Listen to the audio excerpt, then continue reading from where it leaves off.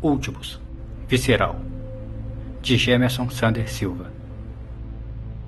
Tudo se inicia com o Big Bang, representado pela colisão do satélite com o lixo espacial. Após a apresentação, temos o cultivo de sementes, referência a Caim, filho de Eva e Adão, que era lavrador. Os vermes que se amontoam pelo solo fazem menção às massas populacionais, que servirão de alimento ao serem depositados em um receptáculo que extrai proteínas de insetos. A frase se sentirá acolhida e acolhido, e pagará para manter o sistema, o mesmo que o devora e a devora, dia após dia. Temos um inseto de aparência e cor distinta. Ele representa a exploração da alienação da subjetividade do sujeito e sua falta de consciência situacional nas mãos do sistema, que também o deposita no receptáculo, onde sua individualidade é diluída à massa de vermes. Ao contrário de hoje, um arqueólogo do futuro terá abundantes informações em dispositivos de memórias, ao invés de ossos. A ambientação de cor avermelhada é análoga às que vemos disponíveis na web referentes ao planeta Marte. A Terra agora é um planeta desértico. A bolsa de coleta de urina, posicionada à frente da virilha do personagem, trata-se de uma referência à folha de figueira bíblica, uma vez que o filme denota que nos expulsamos do paraíso mais uma vez. Em sua referência ao vitimismo coletivo à espera de um salvador, a imagem se rompe com a reentrada do satélite que outrora colidira. Surgindo da esquerda para a direita, seguindo a cronologia temporal, sugere normalidade evolutiva.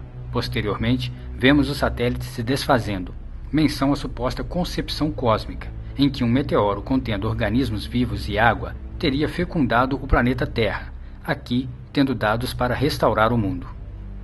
O ambiente às costas do personagem eventualmente possui cor azulada, representativo da paz que ele sente em seu âmago. O conflito se encontra à frente. A queima dos dados simboliza seu desprezo por todo o conhecimento e crenças de outras eras, e que não serviram de absolutamente nada. O passado humano é uma miscelânea de equívocos. O personagem sequer olha para trás, pois não há nada ali de relevante nesta realidade distópica. Este é um dos últimos humanos, o macaco seminu, desprovido de luxo, de vaidades e, por assim dizer, de ostentações, preso à tecnologia, sua única forma de sobrevivência. Já na cidade, ao se deparar com o destroço do satélite caído, o calor o impede de obter os dados, obrigando-o a romper a tampa. É aqui que a natureza se personifica em toda sua fúria, lançando objetos contra seu algoz, assim como o deus do mar Poseidon da mitologia grega em A Odisseia. O ser humano é a barata, praga suja que deve ser esmagada, o rato imundo contaminado que rasteja, se esgueirando sobre a terra e que deve ser expurgado. A natureza perdida aparece na propaganda da empresa ECOG-RS, acrônimo de Ecogel Engenharia em Radiação Solar, ironicamente tendo como slogan a frase "Por um mundo melhor". Aqui, uma crítica à hipócrita apropriação de frases vazias referentes à sustentabilidade ecológica utilizadas pelas entidades que mais contribuem pela derrocada da natureza. A logo de mão humana e borboleta estilizada refletem nossas atitudes individuais à teoria do caos em um efeito borboleta, que ao bater das asas deste singelo inseto em um ponto do mundo, pode-se gerar um furacão na outra extremidade. Com base na obra de Michelangelo, em A Criação de Adão, aqui o personagem representante da espécie humana e criadora de tecnologias se esforça para tocar sua obra. Construção e destruição são os elementos de conflitos do filme, ilustrados nas telas que o conduzem à reconstrução do planeta e outra aos alvos a serem destruídos.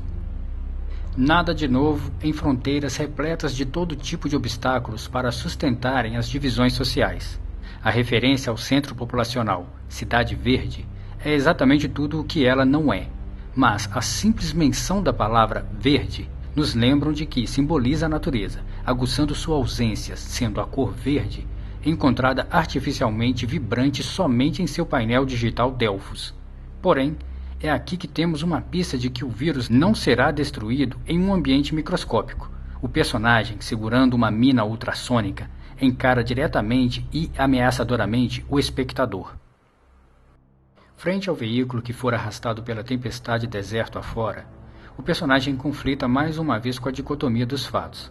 A dualidade de que há pouco o objeto teria tirado a vida e neste momento lhe servirá de abrigo, este sentimento ambíguo em relação à humanidade é refletido na indagação tendo como fundo o Cristo Redentor, quando ele diz: mas o que deu errado? Tivemos pesadelos, mas também tivemos sonhos. Não há prazer em se comer vermes de cadáveres. Além desta prática escatológica, diferente de hoje, em que somos interrompidos durante uma refeição com ansiedade e certo prazer masoquista por barulhinhos que nos compelem a checar mensagens dos celulares, o alerta oriundo do seu traje de sobrevivência, há pouco tempo para nutrir o corpo. Já a hidratação provém em grande parte de um processo cíclico de purificação da própria urina. A referência é simbólica no monitor Delphos. O questionamento que vem a seguir banaliza nossa pluralidade intelectual, cultural e espiritual, cuja sinergia se centra no caos que também é seu pilar de sustentação.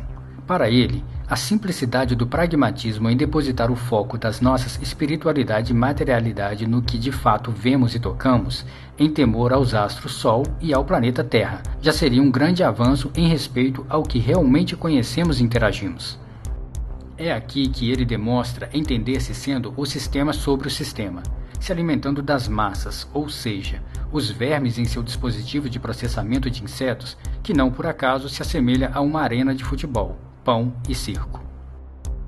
Em seguida, neste ápice, fica evidente seu reconhecimento como herdeiro de Caim, em uma versão atualizada que aprendeu com os erros do passado, e cabe a ele intervir, punindo e erradicando o mal. Afinal de contas, o que esperar da prole de um assassino?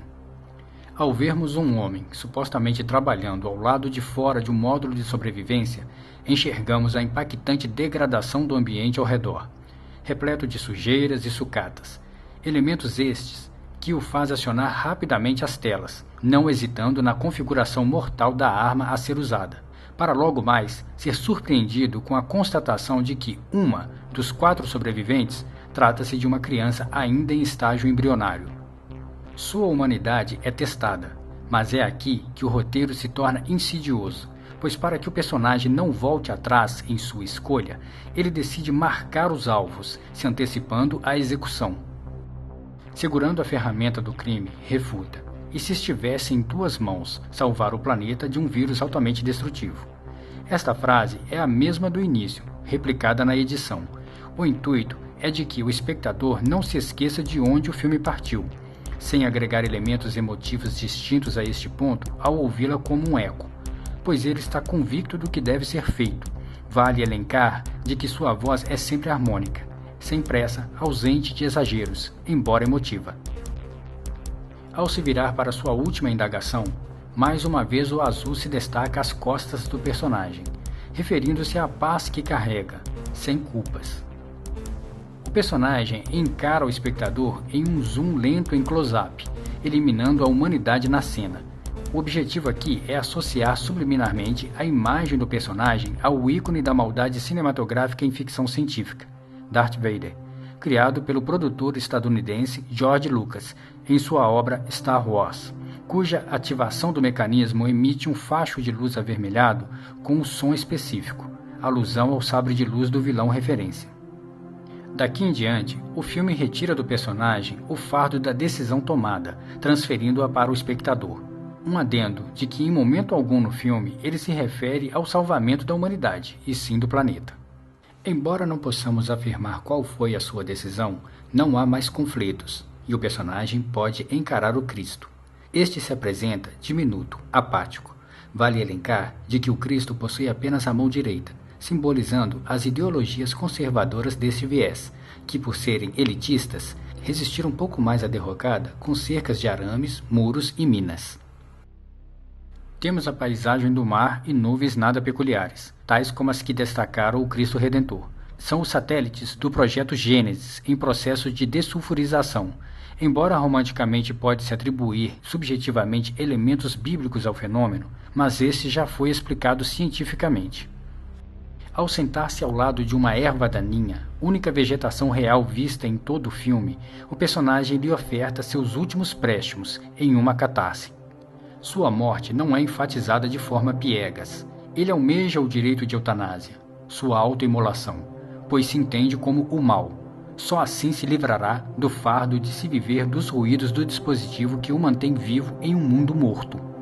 Notas do autor.